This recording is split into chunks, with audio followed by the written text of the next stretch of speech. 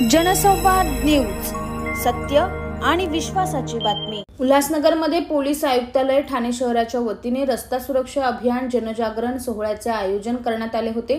या सोहळ्याच्या माध्यमातून रस्ते सुरक्षा जीवन रक्षा हा संदेश देण्यात आला।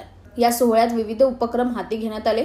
नागरिकांनी वाहतूक नियमांचे पालन करावे, रस्ते अपघातास आळा बसावा, रस्ता सुरक्षेची जाणीव निर्माण व्हावी, निर्भयपणे रस्त्यावर प्रवास करता जनजागृती केली। या सोहळ्यामध्ये वाहतूक विभागाचे अधिकारी, शालेय विद्यार्थी, रिक्षा युनियनचे पदाधिकारी, व्यापारी पदाधिकारी यांच्या उपस्थितीत रस्ते जनजागृती करण्यात आली।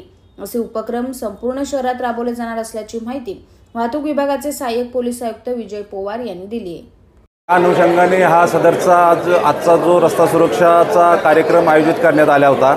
सदर कार्यक्रमामध्ये महापालिकेचे आयुक्त तसेच आपले RTOचे अधिकारी तसेच आमचे सर्व ट्रॅफिक ब्रँचचे अधिकारी व अंमलदार हजर होते। तसेच प्रतिष्ठित नागरिक उल्हासनगरमधले जे नागरिक होते, रिक्षा युनियनचे असतील, टॅक्सी युनियन आपले टेम्पो युनियन असेल, रिक्षा युनियन असेल, तसेच व्यापारी मंडळ, तसेच सेंच्युरीच्या शाळेचे विद्यार्थी उपस्थित होते।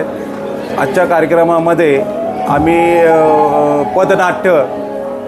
पदनाट्याद्वारे रस्ता सुरक्षा संदर्भात जनजागृतीचा कार्यक्रम आयोजित केला होता।